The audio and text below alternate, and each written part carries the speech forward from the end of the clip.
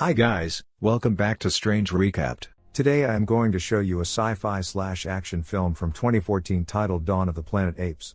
Spoilers ahead. Watch out and take care.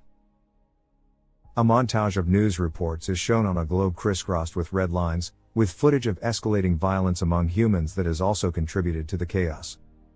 Caesar, the chimpanzee leader of the apes, is in the trees of Muir Woods, north of San Francisco, with his fellow simians.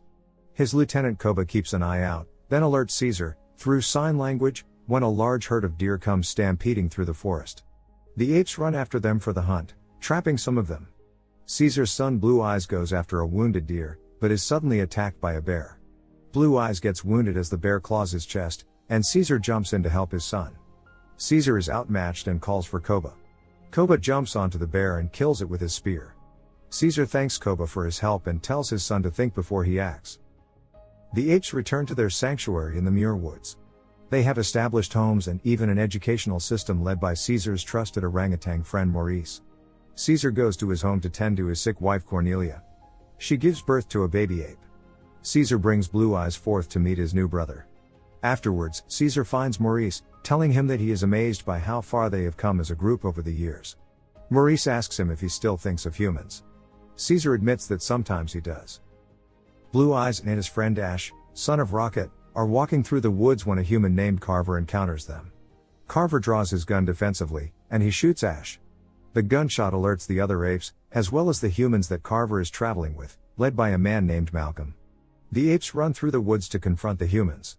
Caesar commands them to go. Malcolm's son Alexander drops his bag and is forced to leave it behind. Caesar sends Koba and two other chimps to follow the humans. Malcolm and the humans return to their area, in the ruins of San Francisco, reporting to their leader Dreyfus on the group of apes and Caesar's ability to speak.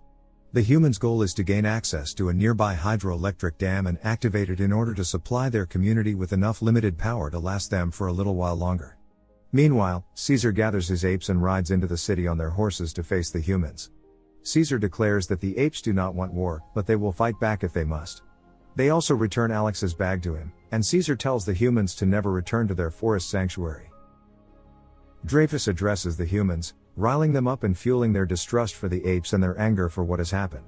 He speaks to Malcolm afterwards, who tells Dreyfus that if he is given enough time, he can convince the apes to let him get to the dam and take out the blockage to generate power. Dreyfus agrees and gives Malcolm 3 days to complete this task. Malcolm prepares himself to go out with a few humans. His wife Ellie, a nurse, volunteers to go with him, but he wants her to stay home with Alex. Alex overhears and decides to join his father. Malcolm and his group travel back to the woods, leaving him to enter the sanctuary by himself. He is captured by gorillas and taken before Caesar. Malcolm explains that he means no harm and only wants to get to the dam. He shows Caesar and the apes the facility with the power systems to prove it to them. Caesar allows Malcolm to carry through with the task, but first he and the others must hand over their guns.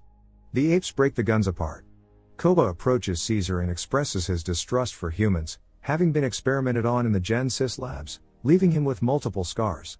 He also doesn't seem to approve of Caesar's affection for the humans. Caesar, however, sees this as a chance to make peace with the humans. The humans set up a camp in the woods. One human, Foster, points out that what makes the apes stronger is that they don't require power in the same way that humans do, since they can adapt to their surroundings more easily. Carver also addresses Malcolm and Ellie, as they have each lost someone close to them from the virus. Caesar and the other apes prepare for another hunt, but Koba is nowhere to be found. He has taken 2 other apes into the city where they come across the humans in their compound using their firearms, essentially discovering their supply of weapons to use against the apes. Koba comes across 2 men, pretending to be a playful chimp, blowing raspberries and hooting. The 2 men order him to leave, still seeing him as a threat. Koba turns and leaves, his characteristic snarl returning to his face. Malcolm, Carver, and Foster work in the dam to remove the blockage. They successfully blow it out, but the blast temporarily traps them. Carver's leg is also wounded. Ellie is able to convince the apes to help dig the humans out of the rubble. They return to camp for Ellie to treat him, while some apes, including Caesar, come by. Caesar's baby son goes over to the humans. Ellie and Alex immediately take a shine to him, finding him adorable. Carver is less welcoming. When the little ape comes over to a box containing a gun, Carver reacts on instinct and seizes the weapon, aiming it at the apes. Caesar grabs the gun from him and whacks him with it, furious. Malcolm calms Caesar down, and the ape throws the gun into the river. He orders the humans to leave. However, Malcolm and Ellie find Caesar as he tends to Cornelia, who is very sick and weak. Ellie offers to aid her with their antibiotics. Caesar gives them 1 day to stay to help his wife. Foster forcefully takes Carver back to the truck and leaves him there, taking the truck's keys so Carver can't run off. The humans return to the dam to finish their job. Koba comes back after warning the other apes of the humans' weapons supply and nearly attacks Alex. Malcolm protects him, but Maurice steps in and defends both humans. Koba angrily tells Caesar that he believes Caesar loves the humans more than he does the apes. Enraged, Caesar attacks Koba, beating his face until he decides he cannot kill him. One of the apes' guiding principles, seen on Maurice's teaching wall, is that no ape will ever kill another ape. Koba extends his hand to Caesar for forgiveness. Caesar accepts. Koba returns to the compound to find the same 2 men sharing a drink. He once again plays up the silly chimp act, entertaining the 2 men. They hand him their bottle for Koba to drink from, but he spits it out. With their attention diverted, Koba grabs one of their rifles and kills the 2 men. He leaves with the rifle, then later finds Carver sitting in the van. Koba pulls him out through the window and beats him to death. By nightfall, Malcolm and his group have successfully reactivated the generator and are able to play music. Caesar guides Malcolm and the others to a higher level to show them the lights going up in the city. Cornelia has also gotten better. Just when everything looks fine, Koba appears with the rifle. Only Caesar sees him mere seconds before Koba shoots him. Caesar falls from the tree to the ground. Koba flees, leaving only the rifle and Carver's cap, which Blue Eyes comes across. Maurice tells Malcolm, Ellie, and Alex to run as the other apes become frightened and wild. Koba convinces them all that humans have shot and killed Caesar. He rounds up all the males and charges into the city, as Malcolm and his family are forced to hide. The humans are celebrating the return of their power by dancing.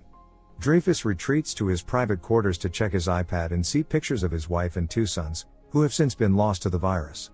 He breaks down into tears at the sight of them. He then goes to the control room where another man is trying to get contact through the radio. Suddenly, Koba and his gorilla/chimp army ride into the compound to lay siege to the humans.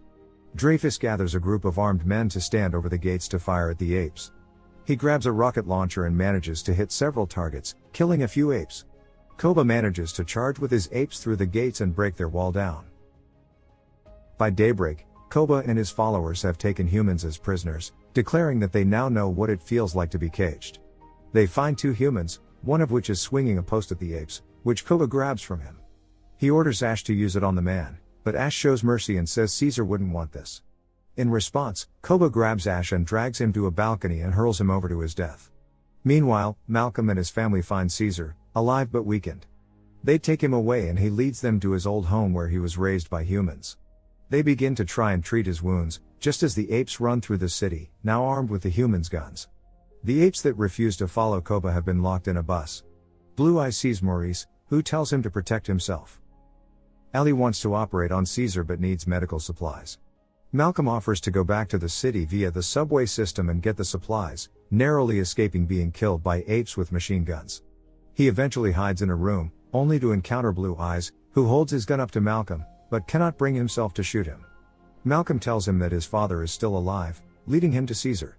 Blue Eyes sees the bullet wound and growls at the humans, but Caesar tells him this was Koba's doing. Blue Eyes tells his father that his mother and brother are safe for now, but Koba is amassing more followers due to their fear, and he also tells Caesar that Koba killed Ash, causing Blue Eyes to weep. At night, Caesar goes to the attic and finds an old camera with a video of him as a young chimp with his human owner, the late Will Rodman, teaching him. Malcolm comes up and asks Caesar who that is. He responds that he was a good man just like Malcolm. Maurice and the other trapped apes break free from their bus and break the humans out. They find Caesar and tell them about Koba's plan to get the female apes and young ones to join him, including Cornelia and their newborn.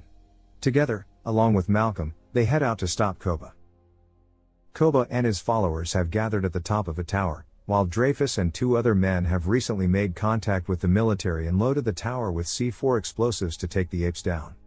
Caesar comes face to face with Koba, still wielding his rifle.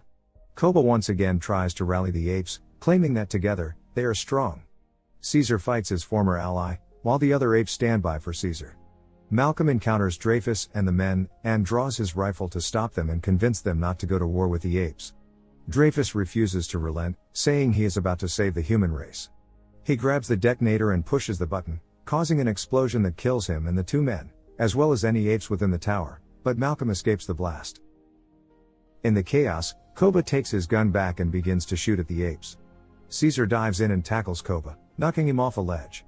As he hangs on for his life, he looks up at Caesar, who pulls Koba's arm up. Koba tells him, "Ape not kill ape." Caesar looks him down and replies, "You are not ape." With that, he drops Koba and allows him to fall to his death. Malcolm goes up to find Caesar and warn him about the incoming military reinforcements that would threaten his family and start a war. Caesar says that an ape has already started a war and that Malcolm must go and protect his own family. The two of them acknowledge their friendship, but also the fact that the chance for peace is gone. Caesar and his family reunites again as a group. Caesar then stands over the apes, who all bow down to him once again. The movie ends here. Hope you guys enjoy the movie. Thanks for watching guys, subscribe to our channel.